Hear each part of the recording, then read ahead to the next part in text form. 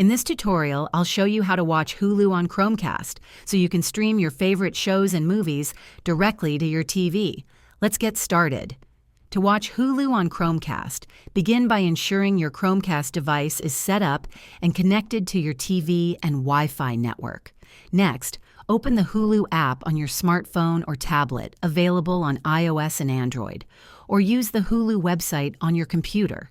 Make sure your casting device and Chromecast are connected to the same Wi-Fi network. In the Hulu app, tap the cast icon, usually located at the top right corner of the screen, and select your Chromecast device from the list of available devices. Once connected, the content you play in the Hulu app will stream directly to your TV via Chromecast.